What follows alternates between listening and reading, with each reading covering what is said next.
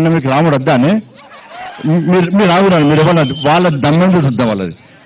మీరు రాముడు భక్తులైతే మీరు జై శ్రీరాముడు, లేకుంటే అనకూరి ఔరంగజేబులు అనకూరు మాకద్దు, బాబర్లు అక్బర్లు అయితే అసలే అనకూరి మాకద్దు, మీరద్దు మీ ఓట్లద్దు మాకు. రెండు చేతులు మీరు ఎత్తితే ఇక్కడికి ఎవడన్నా జై శ్రీరామ్ జై శ్రీరామ్. తెలంగాణలో 17 సీట్లు ఇవ్వాలి కదా, ఓవైసీ కూడా గుంజుడే, ఈసారి గ్యారెంటీ గుంజుడే. డప్పులు కొడుతున్నాయి ఇప్పుడు, అన్ని ఓట్లు వీక్తున్నాయి అన్ని, ఆడ ఓవైసీ కూడా అవుట్. ఈసారి 17 సీట్లు రావాలి, అవునా కదా.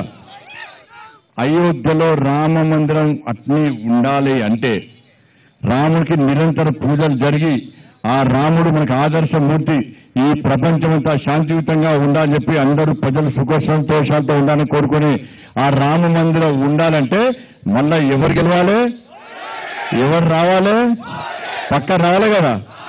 ఇక రాముడు కూడా వద్దు, మళ్ళా బాబ్రీ మసీదే కావాలనుకుంటే కాంగ్రెస్ వాడు కొట్టేసుకోవాలి అన్న. రాముని వారసులు మా వెనుక రాముడు ఉన్నాడు, మా వెనుక మోడీ ఉన్నాడు, మీ వెనుక రాక్షసులు ఉన్నారు, మీ వెనుక రాహుల్ గాంధీ ఉన్నాడు, మీ వెనుక బట్టబాజీ కేసీఆర్ ఉన్నాడు.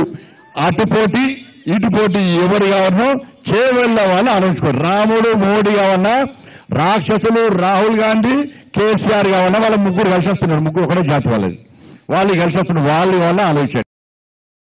ఈ మధ్య బీఆర్ఎస్ ఏదో పొత్తు అంటున్నారట, ఉంటుందానే అన్న ఒక్కసారి క్లారిటీ ఇస్తున్నా అన్న. మీడియాలు కూడా ఎనురు అన్నచారా, మీడియాలు కూడా మీడియాకు తప్పుడు లీకేజ్లు ఇచ్చి, మీడియాను తప్పుదారు పట్టించి, మంచి రాలే, మీడియాకు తప్పుడు లీకేజ్లు ఇచ్చి మీడియాను తప్పుదారు పట్టించే లుచ్చా రాజకీయ నాయకులారా, భారతీయ జనతా పార్టీకి బీఆర్ఎస్ కు పొత్తు ఉండదు.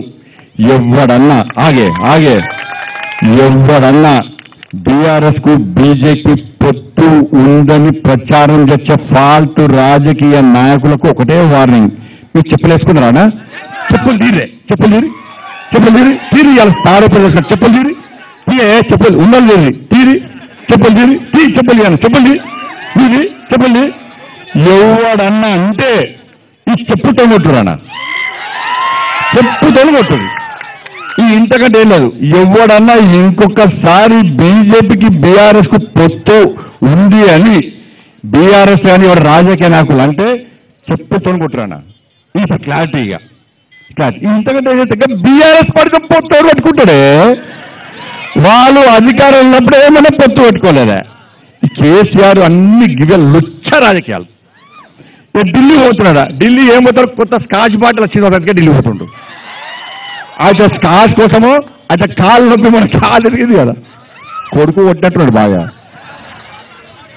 ఈ కాలు నొప్పి కోసమో స్కాచ్ కోసమో అంతే కదా, ఇంకా కొంపలు ముంచడానికే పోతాడే. మీకు అర్థమవుతుంది కేసీఆర్, ఇంకా కొంపలు ముంచుడే. మునిగిన నావల మనం ఎక్కుతామా అన్న, చెప్పానా ఎక్కుతామా? ఢిల్లీ వాడు కేసీఆర్ వీకిందా, ఆడేం బిక్తాడు, ఈడేం పోర్చిండు, ఆడేం పోర్చిండు. కేసీఆర్ ఢిల్లీ పోతాడు, అట్టే పాకిస్తాన్ పోమని చెప్పు, అర్థనాడా? అటే వీక్మని చెప్పాను, అటే వీక్మని చెప్పు. కేసీఆర్ ఢిల్లీ పోతాడు, బీజేపీ నాకు చర్చలు, ఈయనకి అపాయింట్మెంట్ ఎవడియాలాడా, ఎవడియాలి అపాయింట్మెంట్? నువ్వు సీఎం అప్పుడే తీసి కొడితే వాళ్ళకి నువ్వు రాసిరావు. నువ్వు వంగి దండాలు పెట్టి పొల్లు దండాలు పెట్టే మా కుంభ మూసేవి. ఇవి మా బీజేపీ నాశనం చేయడానికే పుట్టింది బీఆర్ఎస్ పార్టీ. ఇంకా రాక్ష దయ్యాలకే పట్టిరో వీళ్ళతో మనల్ని.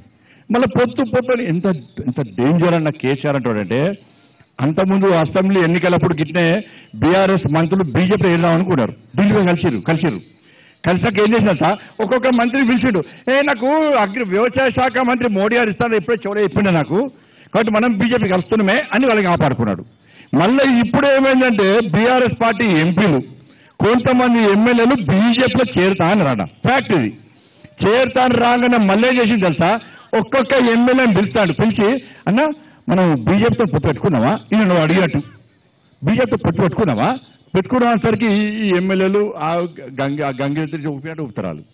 కేసీఆర్ ఊపంటే ఊపుతారు, వాంగుతారు, పంటారు, లేవమంటారు లేస్తారు. వీళ్ళు బయటకు అన్న బీఆర్ఎస్తో పొత్తాడు, బీజేపీతో పొత్తాడు. ఎవరు పొత్తు పెట్టుకున్నావా?